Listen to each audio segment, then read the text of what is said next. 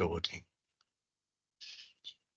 Right, good afternoon and welcome to Heads Forum for head teachers and also for DSLs as well.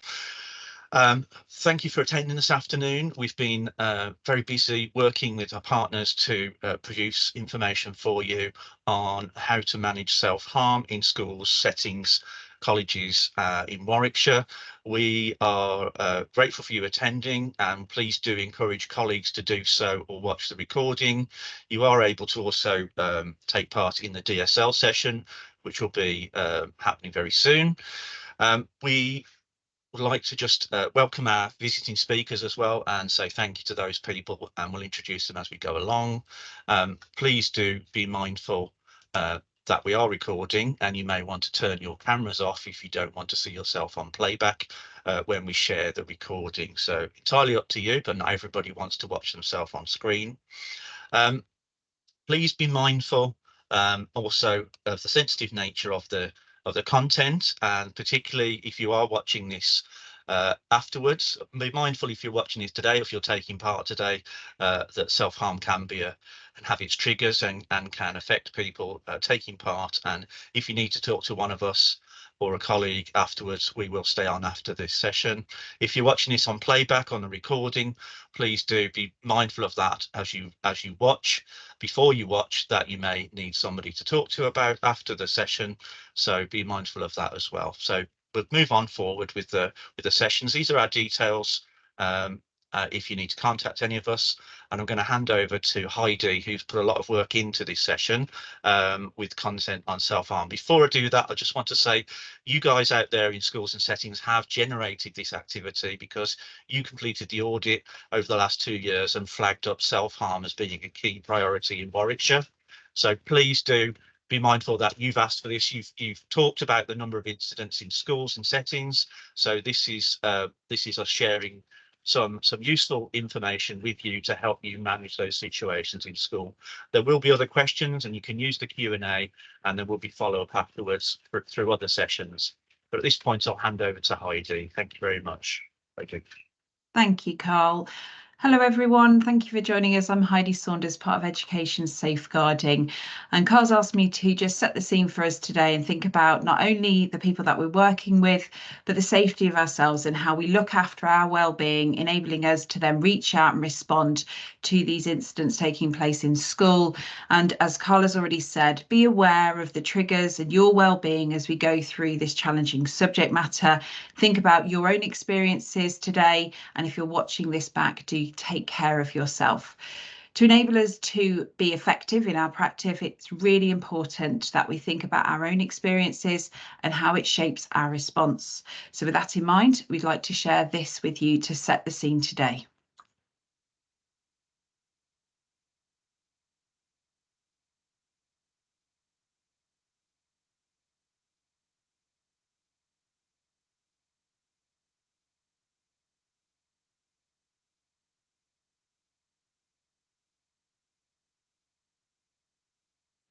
I think those of us who are really caring, especially caring professionals, but I think all of us who are compassionate, we're the worst people to know how to psychologically and spiritually feed ourselves. I think it's almost like we eat whatever comes along. I think that what I call that famous philosopher who died several years back, Irma Bombeck, the humorist, she said that she thought that any man that watched 3 football games in a row should be declared legally dead.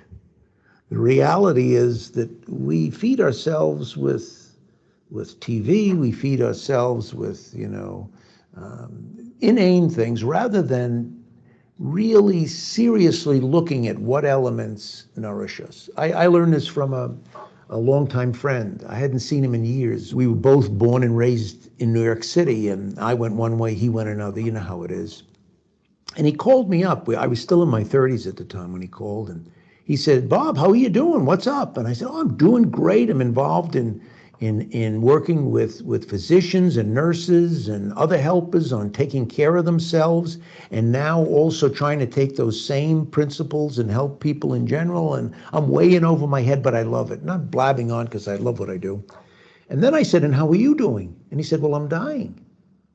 I said, you're dying. We're only in our 30s. What do you mean you're dying? He said, I have astrocytoma. I have a rare form of brain cancer. He said, my mother thinks I'm going to get a miracle, but Bob, when you're dying, you know you're dying, and I'm dying. He then asked me a question that haunts me till today. He said, Bob, what good things are you doing in your life? And I went through these list of accomplishments, and he said, no, not that. I said, what, Fred? He said, tell me about the quiet walks you take by yourself each day. Now, that may not seem like much, but depression and activity don't like to live together. And we feel a grayness at the end of the day because of poor oxygen exchange in buildings like this. A short walk can make all the difference. He said, what good movies have you seen that have woken you up, or books that you've read, or museums that you belong to that you visited so that you could realize the world is bigger than yourself? He said, who is in your circle of friends? And I think we need 4 people in our circle of friends. The prophet that says, what voices are guiding you? The cheerleader that is sympathetic and encouraging. The harasser or teaser, because on the way to taking compassion seriously, sometimes we do a detour and take ourselves too seriously. And finally, the inspirational friend who calls us to be all that we can be without embarrassing us that we are where we are.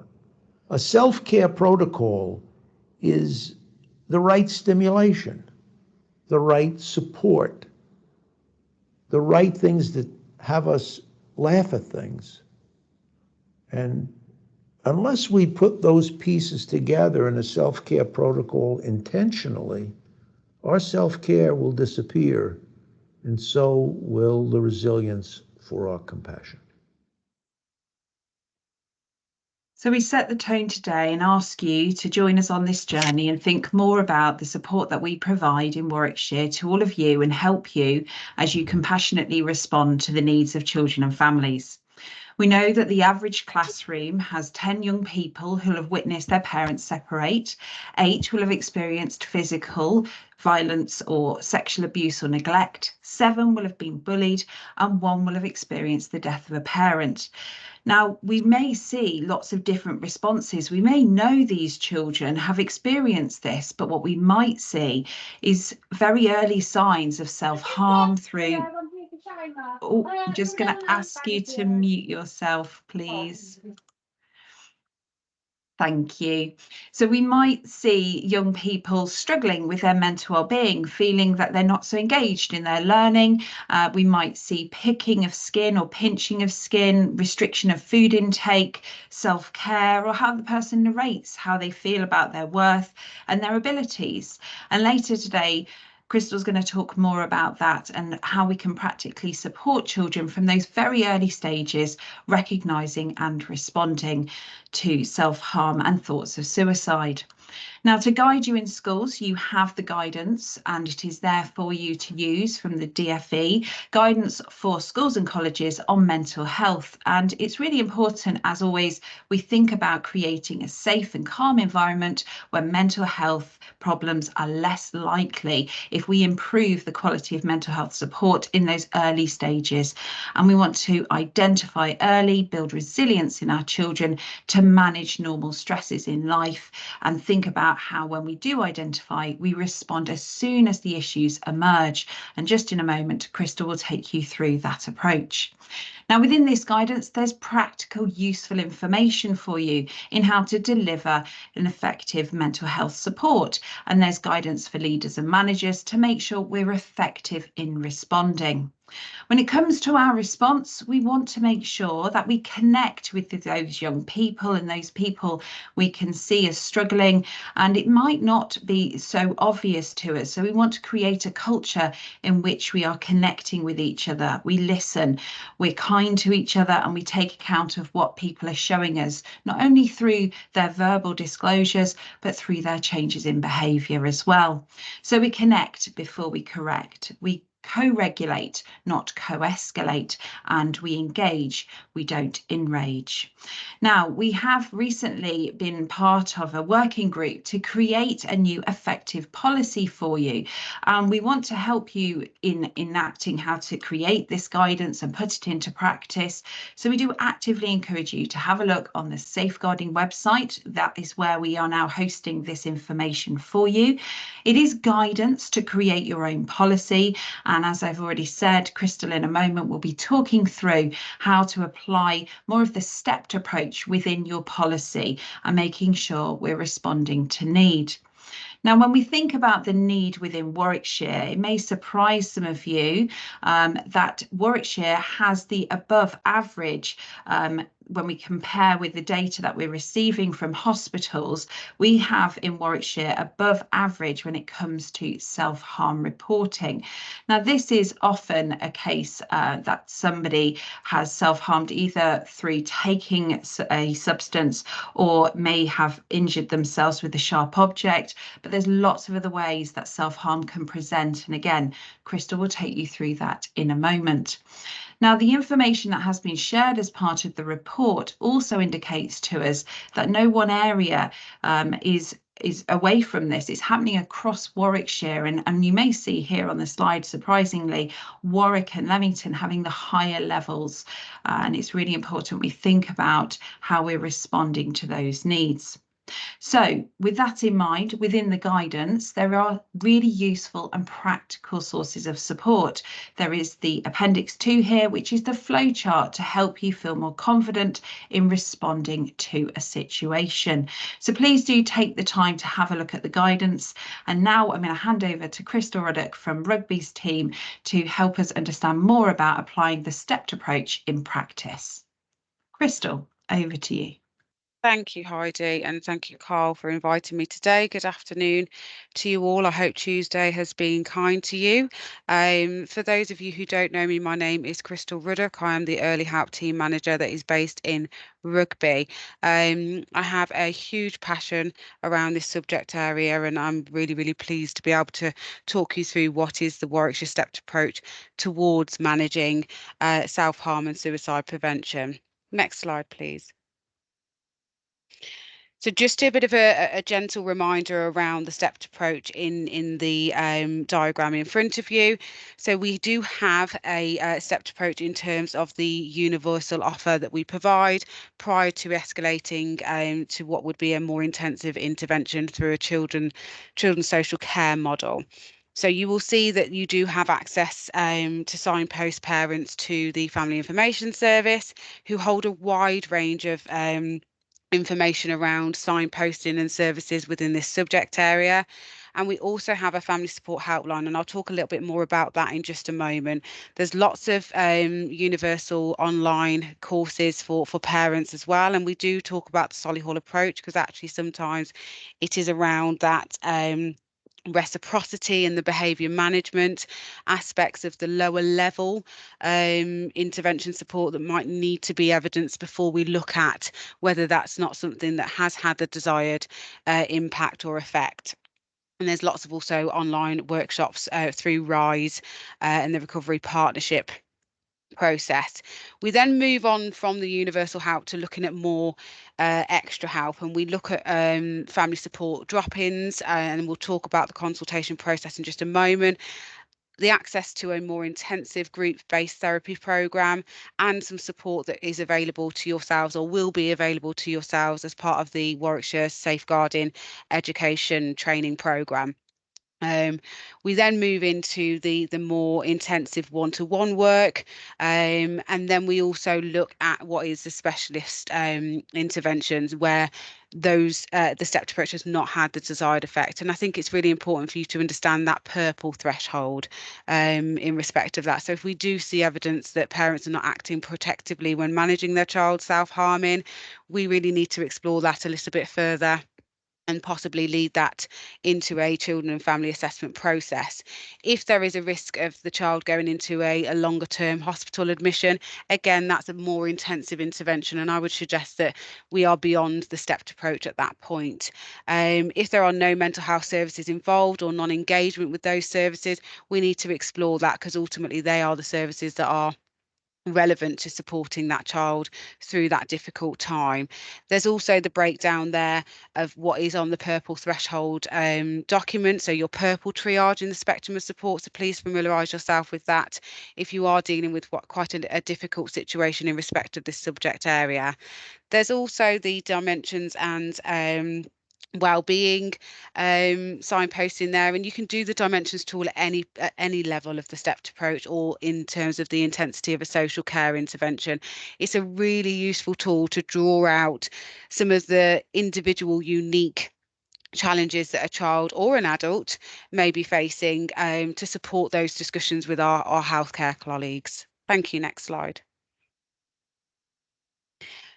So I'm hoping that all of you are aware of the family support helpline offer that is available to yourselves and your colleagues, and the number which is outlined at the top. So just to make you aware, there are lots of different pathways within the triage process that can result to the recommendation of a face-to-face consultation.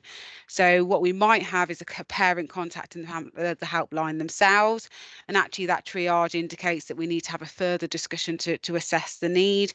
We might have a professional contact the helpline to explain the presenting needs of a family, and the suggestion is actually we need to do a further assessment at that point, or it may well be a triage outcome of the presenting concerns outlined in a family support work referral as part of the stepped approach.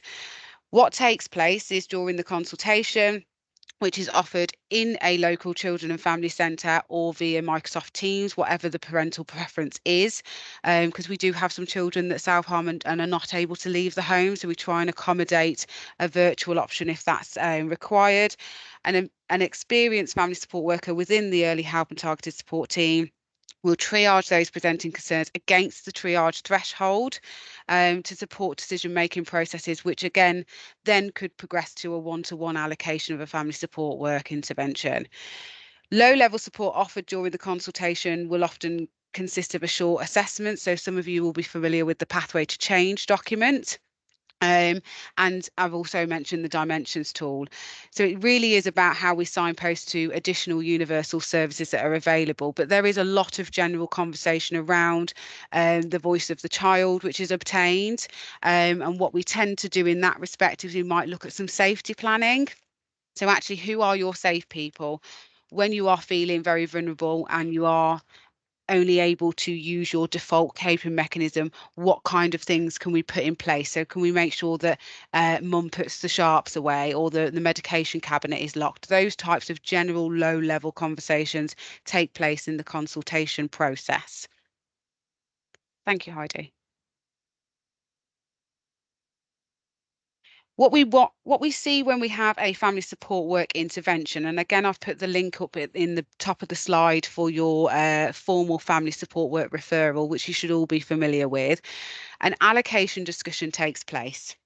Okay, so that is often with a senior member of staff who will talk through the referral content. And I think this is a perfect time to remind you that the more information you give us, the better. So make those referrals as comprehensive and detailed as possible.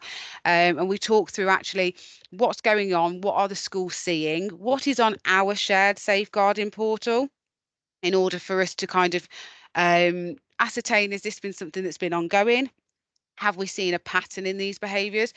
Was there a family assessment prior to this and mum was struggling with her mental health and self-harming, or had attempted to end her life? So there's a very thorough discussion about what information we have and the information that you provide us with before we then develop the family support work intervention plan. Because ultimately, if we can see that there could possibly be a build-up or learnt behaviours or a pattern of concerns, it might redirect the offer of support. We might actually say at this time we need a consultation with an early help social worker. We may well need to involve the targeted support officer. We actually may well allocate an early help social worker to really assess the risks that are associated with the information that we've gathered. Often we put a timescale of around 16 to 18 weeks for this particular intervention. And during that time, there are supervision processes. So within my team, I meet with my family support workers every 6 weeks, and we talk about the progression of the plan to make sure that it is going down the right pathway. In between that, of course, if there's any concerns, we do have additional consultations or supervisions. But during this particular time, what we will have as a family support worker coordinating those mental health services, offering that one-to-one parenting about how to keep those children safe when they are at risk of harm in terms of their self-harming or attempts to end life.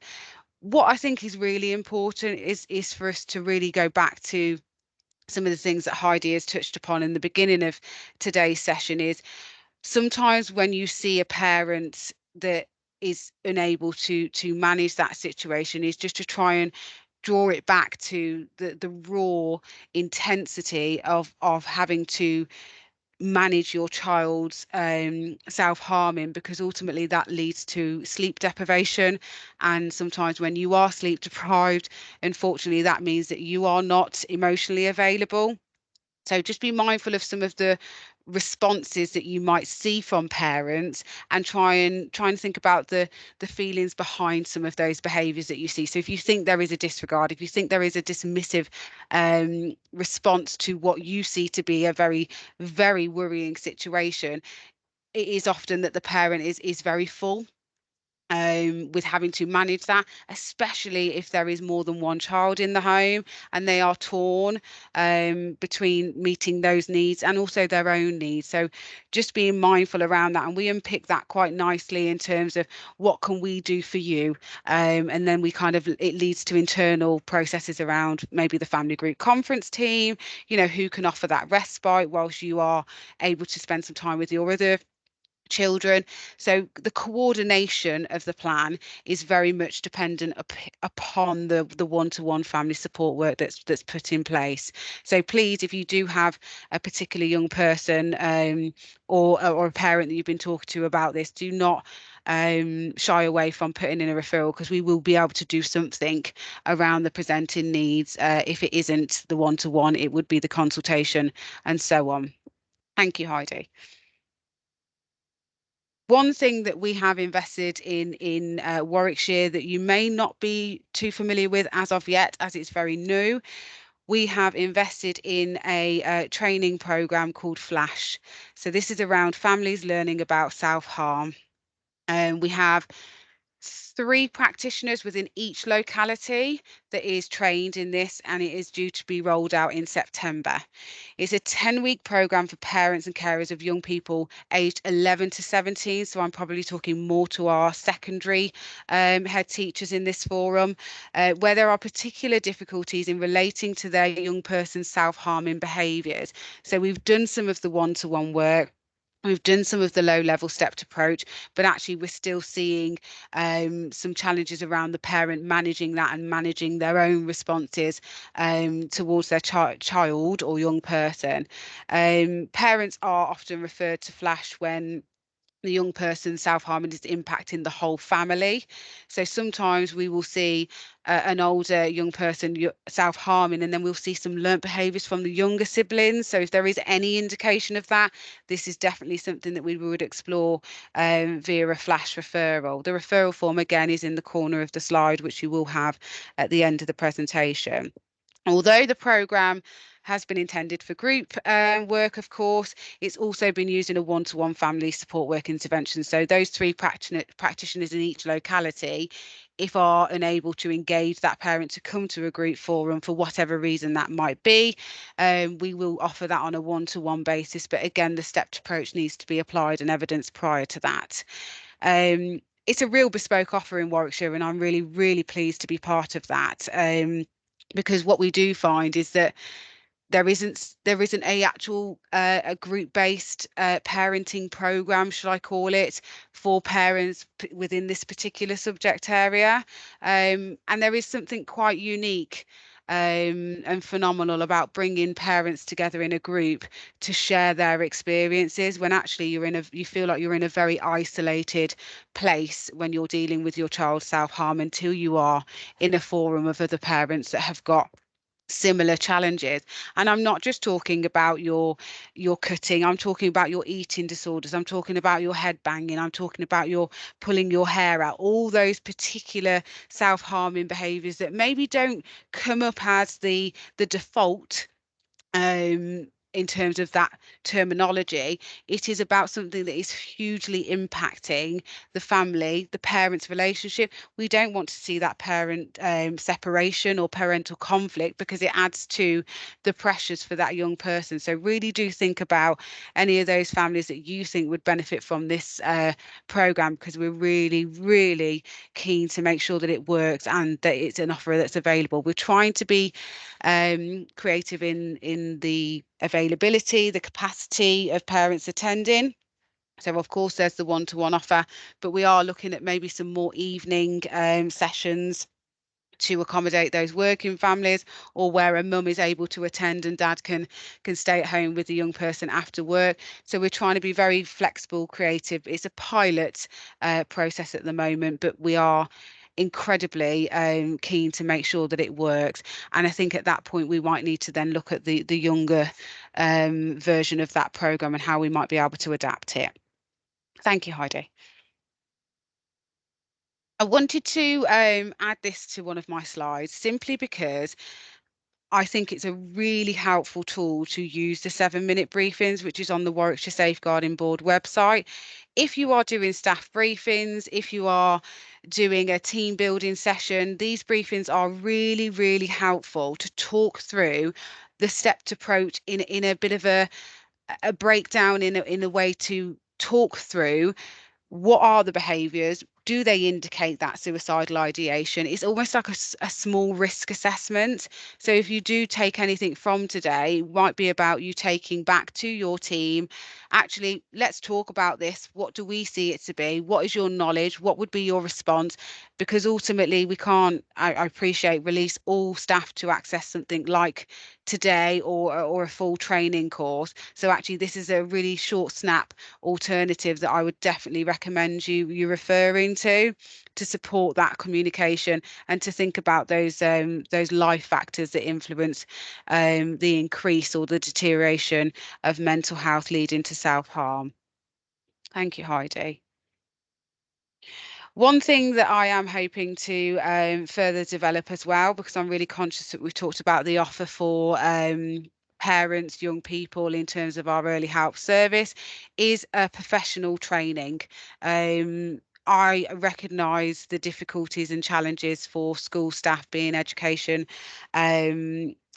based myself in a previous role, that actually trying to hold that is an incredibly emotive challenge for your staff team when they are being pulled from pillar to post for different reasons throughout the day. So one of the things that I'd really like to do, and I will be working quite closely with Carl and Heidi and Sophie over the summer holidays, is putting set dates in for a training program that I've developed to support the frontline practitioners to have some guidance around how they respond to a young person or a parent that has self-harm. And one of the things that I will be giving you within the training is a range of risk assessment tools. So conversations, formats, forums, to have a conversation about something that is incredibly difficult to manage, but also what are the tools in your toolboxes to enable you to respond to that in a way that you feel comfortable, that you feel confident, that you've done all that you can in line with the stepped approach. So really do want to promote that and want you to look out for that in the near future. Carl. Crystal, can I just chip in very briefly there? Please do. And say thank you for your presentation. I just want to mention that we do have a safety plan available to schools should they need it. We won't be able to talk about it in any detail today, but that sounds really good. And I just want to say to people, it's going to seem like a lot of information to take in, as Crystal says, and you've got a lot going on. So this is a starting point. There'll be other opportunities to find out more. And as Crystal says, there's a variety of different safety plans even that you could choose to use. And they are often more based around the young person's needs than around your risk assessment, which is about the adult's needs in the school of how to protect the child. Actually, it's better if you look at the one we'll send with the bulletin. It's focused around the child's needs and what they need to keep themselves safe, rather than about what you as the DSL think's important. It's got to focus on that child. So sorry to chip in, Crystal. No, that but was really relevant. I Thank just you, wanted to Carl. mention that. Thank you.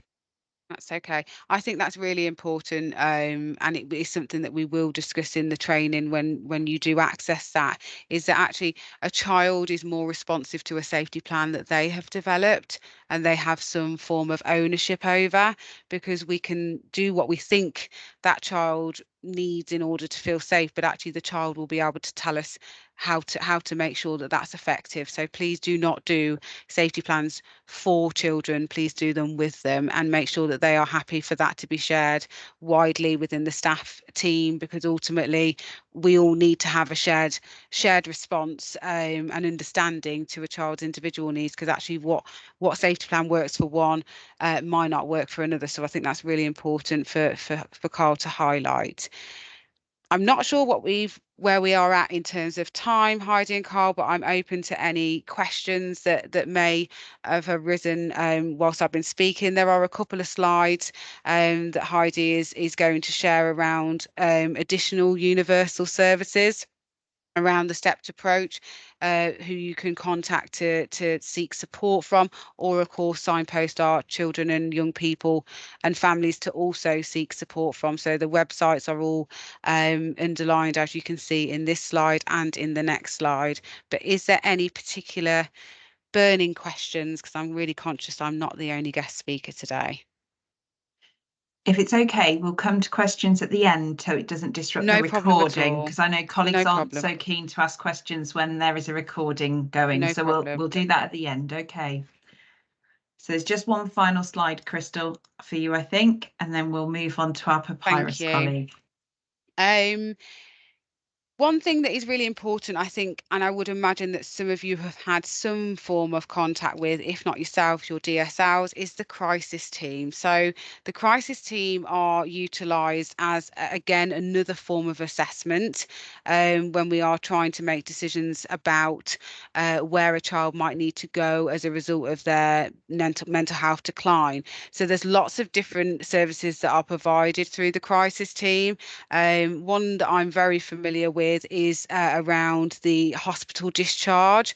When a child is being discharged, what that plan looks like, and the involvement of the crisis team as part of a phased transition back into the community.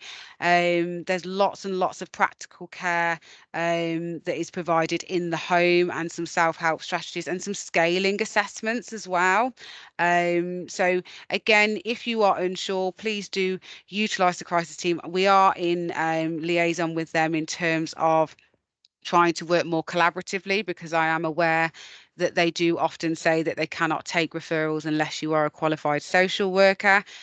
As you will appreciate, some of us in early help are not qualified social workers. So we do need to try and continue to work with them to work out how we can best utilise their service when we do feel a child is in crisis. So leave that with me, and hopefully that will be something that I can provide more clarity on when you access the training that's being developed. I think that's it from myself. Lovely. Thank you for your time, Crystal. I know you have to depart now, but we will bring any questions to Crystal's attention for you. So if you do have any questions, please do use the chat function, and the Q&A is there, and we'll bring those to Crystal's attention. Okay. Thank you, Crystal. Thank you for your time. Thank you for your time. Enjoy your evening, guys. So we'd like now to, thank you, Carl. We'd like now to introduce Xander. Xander, I believe you're here from Papyrus. There we go. Hello, I'm appearing slowly. There we go. Apologies in the background. There's a fan blasting because the heating's broken in my office at the minute. And so if you hear a whir in the background, that's what it is. So I'll speak at Reasonable volume. Well, there we go. I'll make sure that I'm speaking at a good volume for the rest of it. Just so you know, Heidi, we'll be skipping some of this stuff in the presentation because I didn't realize it was only 10 minutes, but I'll just let you know when you need to Just blast keep through moving stuff. me on. Lovely. No worries. So hello, everybody. My name is Xander Godden. I am a Community Development Officer for Papyrus Prevention of Young Suicide. So my colleague Hannah is based in your area. I am based in the northeast of England. So if you're like, this person's not from Warwickshire, what is this accent? That is why I'm from Newcastle. So today I'm going to talk a little bit about who we are at Papyrus, what we do, and mainly our debrief service that can be offered for professionals, people who work with young people in schools and colleges, etc. Obviously, suicide is a very big topic and can mean a lot of things to very different people. So as other people have said at the very start of this session, make sure you're taking time to look after yourself after this as well, that you have some nice self-care stuff, and we have various support resources you can access as well. If you can skip through this, Heidi, there should be like a video, but if you can skip through to the next slide, that would be great. Fabulous, thank you so much. So why suicide? Why am I here talking to you today about this? Although self-harm does not necessarily guarantee that someone is having suicidal thoughts, it can be a precursor or a sign that someone may be struggling. In terms of suicide as an issue within the UK, last year we got these stats back in December 2023 to cover the 2022 overall suicide statistics. There was a total of 6,607 registered suicides of all ages within the UK. These are the people that we know about as well. So this does not cover people who have suicidal thoughts, people who may have had attempts that they don't tell anyone about. And there's a whole kind of iceberg of people that we might not know about that have thought about suicide or have attempted but aren't aware to services. And there is also a misconception that suicide is, you only think about suicide if you have a mental health problem. It's only around 40% of all registered deaths by suicide that are known to mental health services prior to their deaths. So we know it's not just a mental health problem. We know it can be very impulsive as well, particularly when it comes to male suicides. We find that typically it's more impulsive, and same for younger people as well. In terms of young people, when it comes to suicide, Papyrus, when we look at young people, we establish it's under 35s. This is based on the founders of our charity back in 1997. So Papyrus was set up by a group of bereaved parents who all lost their children due to suicide between the ages of 13 to 34. So when we talk about young people with our services, we're talking about under 35s. So some of you might think, oh, that's great, I'm considered quite young now. But it is a massive portion of the population. You think about that, that's so many of working adults in a way as well, under 35s, as well as young people and school children. Suicide is the biggest killer of young people in the UK. So that's under 35s. So it's not cancers, it's not car accidents, it's not deaths by misadventure, it is suicide, which is why it's so important that we talk about it and talk about it openly. So in 2022, 1,756 people under the age of 35 took their own lives. So that's just over a third of all suicides that we have in the UK. When you break that down further to teenagers, so between the ages of 10 to 18, there's around 200. In some cases, that is a whole school, 200 school children that we lose to suicide every year. We had some data recently that came from our Hopeline service that I'll talk about in just a second, that 40% of all calls we get to our Hopeline are from under 18s. So we know that young people, particularly under 18s, are in need of our support and want to reach out to us. Could you click to the next slide, please? So the big thing that we promote in all the work that we do at Papyrus is our Hopeline. This is Hopeline 247. And this is our anonymous confidential support service that anybody can access if they're experiencing thoughts of suicide, whether that be a fleeting thought that just passes their mind or something that's more constant that they've lived with for quite some time. So even though we're aimed at under 35s, we'll never turn someone away. So if you do have someone older who wants to get in touch with us, we don't ask for age to confirm that, and we'll always support people and signpost them as appropriate. With a helpline conversation, you would get in touch via call, text, or email. We do have a new text number. That number on the screen will still work, but we've shortened it now, so it's nice and easy to remember, 88247. So I don't have to remember a random list of numbers when you're trying to get in touch with us. So it's available call, text, or email, as the name implies, 24/7, 365 days a year. We know that people can feel more vulnerable at night. They can feel more vulnerable at times of celebration like Christmas, bank holidays, and things like that. So it's really great the service is available at all times now.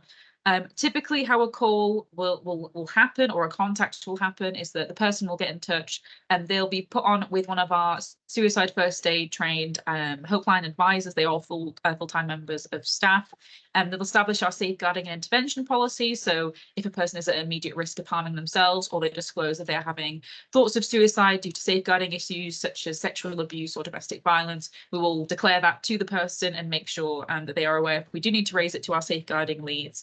Or if it is an immediate emergency, we will encourage them to contact emergency services themselves, or we'll contact them on our behalf.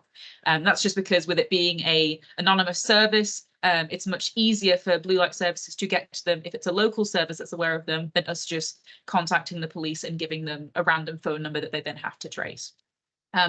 The advisors will then go into why the person might be having thoughts of suicide, and if they have a plan in place. If there is a plan in place, they'll work on a safety plan to de-escalate that and to see what support they can get, what keeps them safe, what will help keep them alive for now. A big part of our ethos that what we talk about is that it's not necessarily that we need to make sure people want to live, it's about making them uncertain they want to die. Particularly in the case with young people, where oftentimes suicidal ideation can come from wanting to get out of a particular moment in their life. They might not want to be dead forever, but they want to get out of a really difficult moment that they're currently dealing with, whether that's parental issues, exams, bullying, whatever that might be.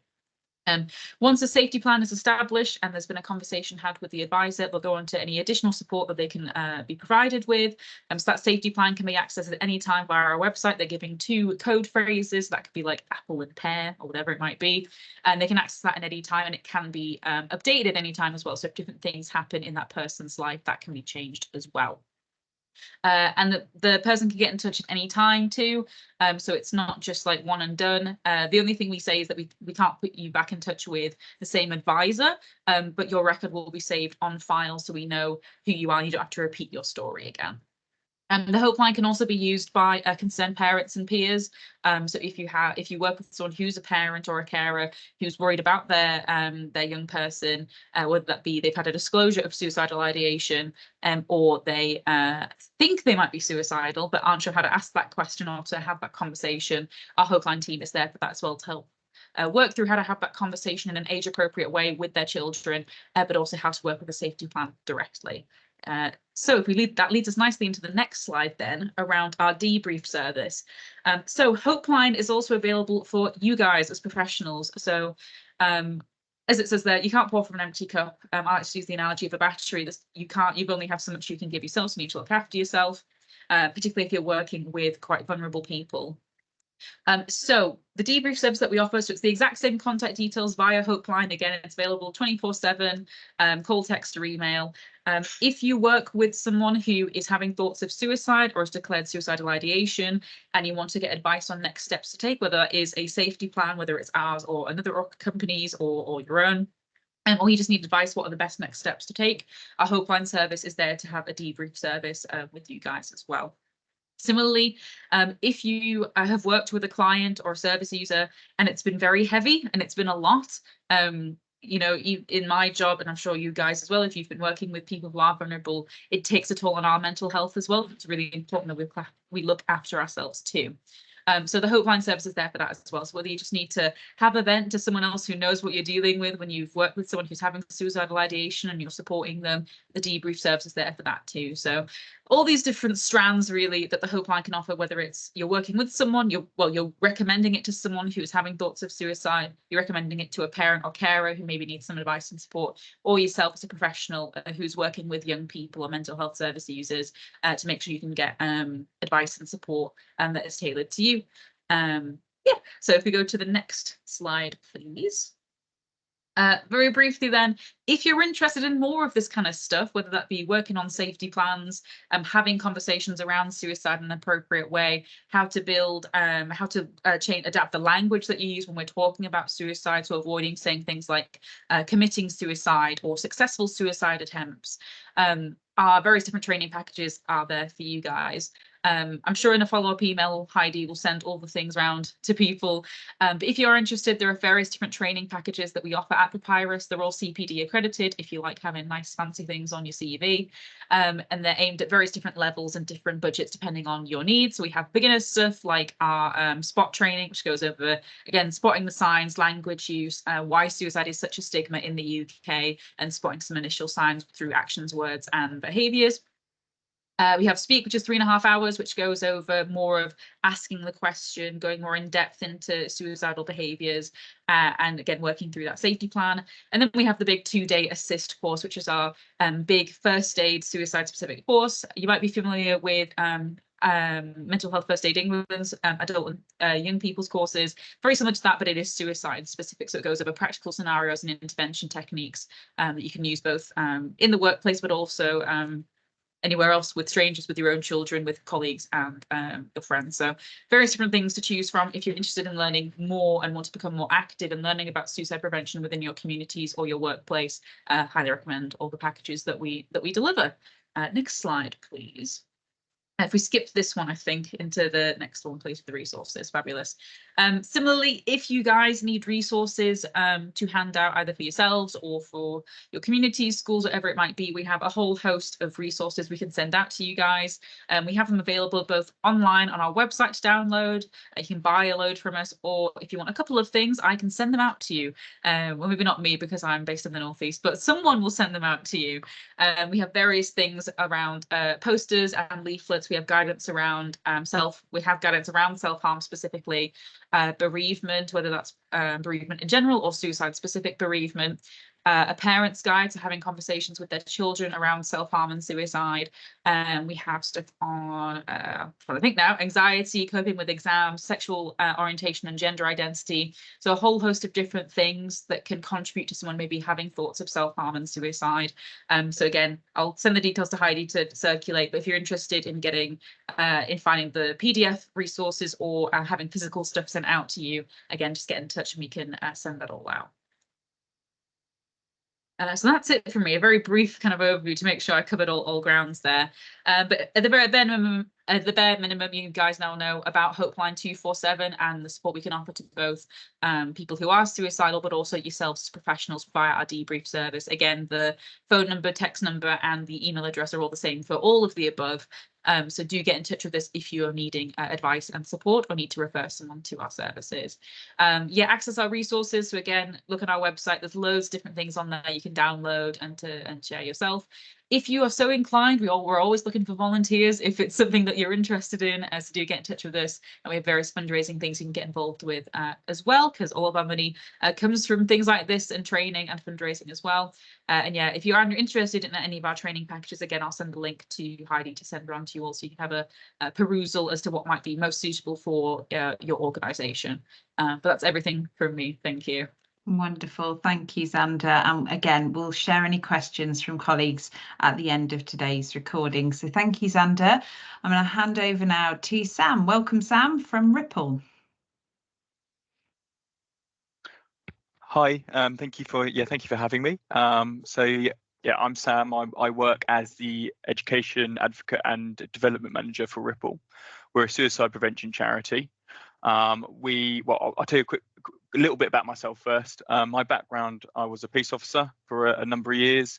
After leaving police, I went and sort of specialised more in mental health and children's safeguarding. I also worked as a DSL, so I certainly understand the need for this kind of thing and this kind of support within the education environment. And now very passionately supporting education sector in getting the Ripple tool, which is our tool, to help prevent suicide and to help prevent self-harm within the education setting. So this lady on the screen, this is Alice. She's our CEO. She founded the charity back in 2021. It's quite a sad story to why she founded it and why she felt she needed to create this tool. Alice sadly lost her brother the year before to suicide. Josh, her brother, was just 21 years old. And the family were at home, and they got that sort of knock on the door from the police to say, unfortunately, Josh has taken his life. The family were all very close. They had absolutely no idea that he was struggling. Josh did suffer with a form of Tourette's, so he had a few challenges in life, and he'd struggled with things like being picked on and stuff at early years. But apart from that, he lived a happy life, or seemed to be a happy life, with lots of friends around him. So the family felt absolutely taken back and shocked when they heard this news. And Alice, in her grieving process, wanted some answers. Something she found is a lot of what Josh had been on his computer, laptop, phone, etc., had been very harmful content around suicide. We're talking forums where individuals are promoting it, encouraging it, and people sending out sort of DIY suicide kits to people's addresses. And this kind of thing is happening more and more. And we are, for ever increasing digital world where we're all connected online somewhere or another.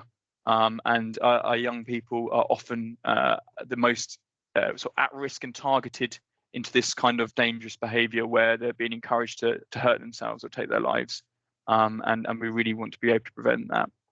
And the tool has only been going, as I say, for a few years, but to date, it's already supported, protected over 30,000 individuals. And when it says 27 lives saved, I actually think that's a little bit of an underestimate, really, because that's how many people have actually come forward to the charity and said that the Ripple tool has helped them and stopped them from taking their life.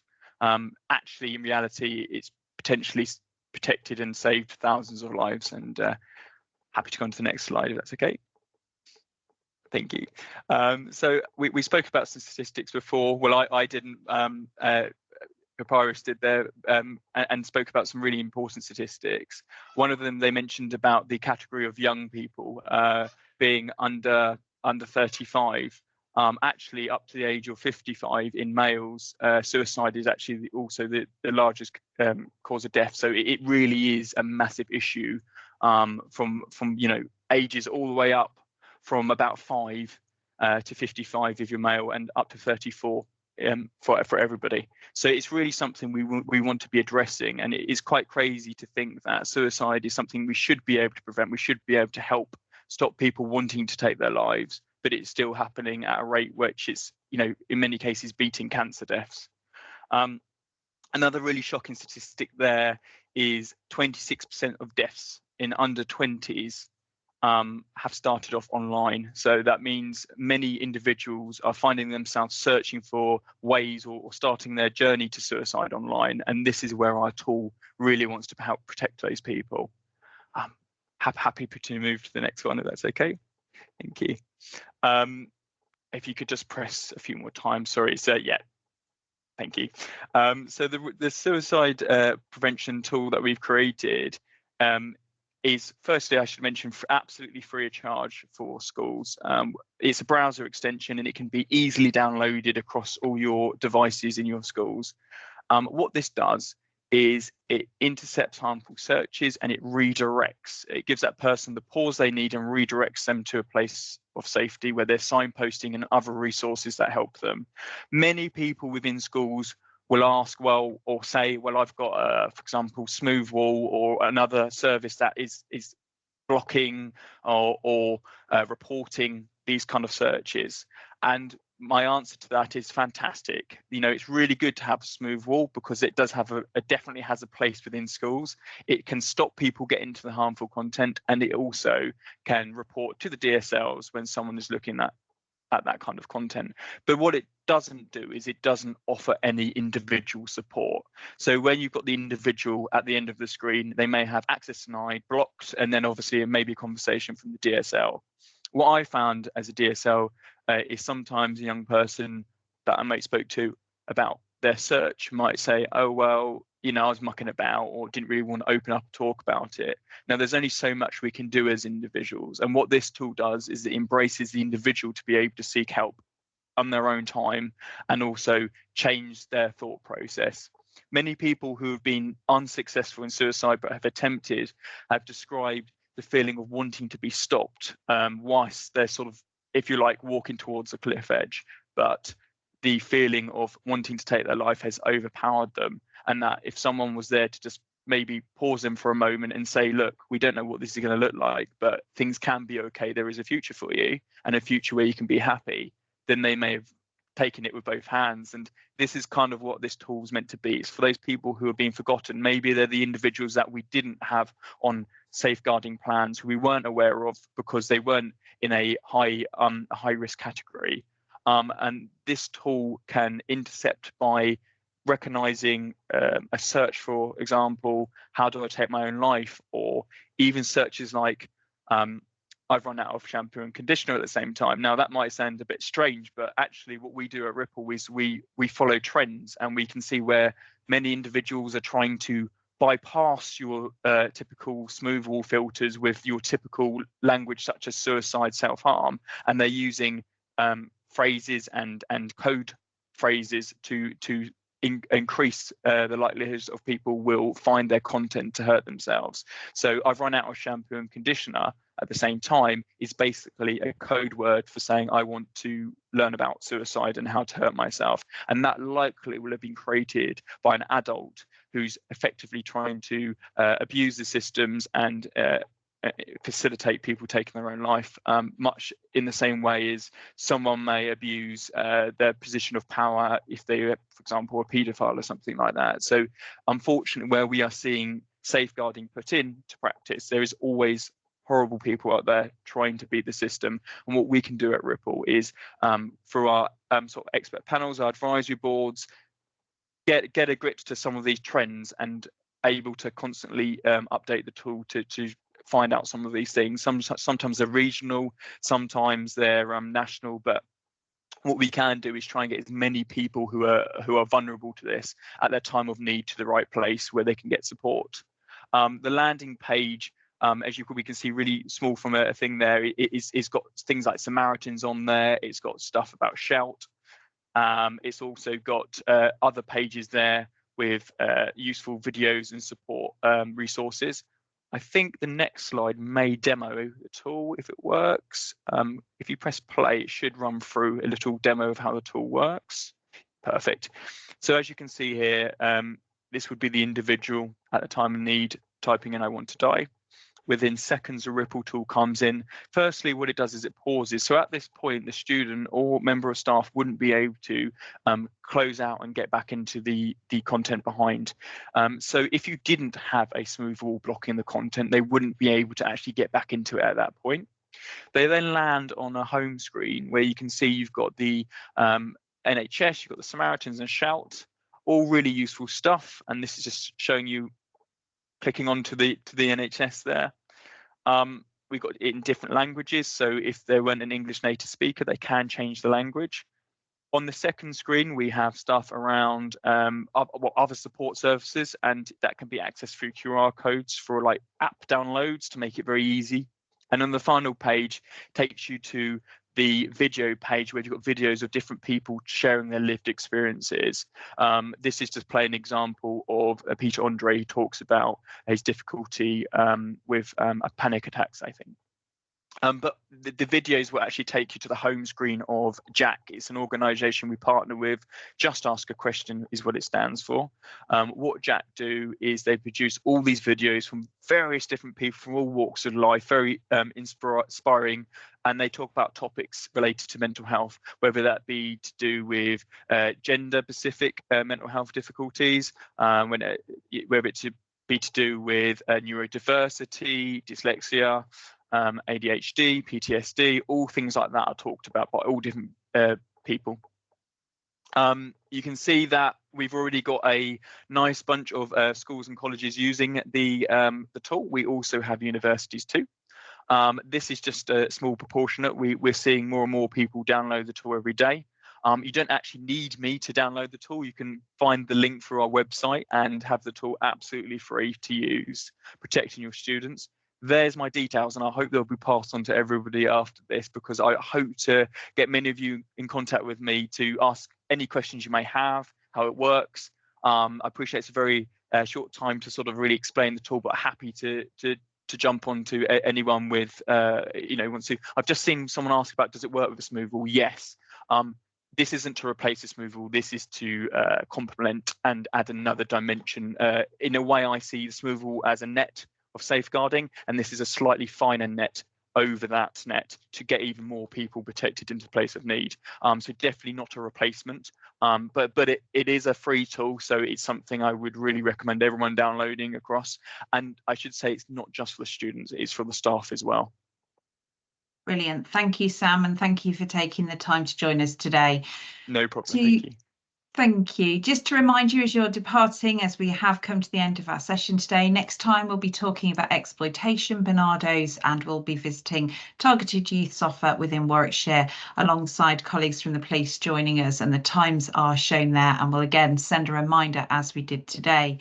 So just a final reminder from me, remember we have a lot of training still available for the end of this year, and do get in touch with Sophie if you need any support in booking. Thank you for joining us. I shall hand over to Carl for the final goodbye, and thank you for your time today. Thank you, Heidi. I just want to say a really big thank you to you and to Xander, to Sam and Crystal for everybody's contribution today. Hope people have found that really useful. Just want to say that this is the start of the journey. I hope people have found it really useful, but bear in mind, we're not going to have all of the information immediately, and also not in this forum for 1 hour. So there's a lot more information, as Crystal said earlier. There's a lot, always will provoke a lot more questions.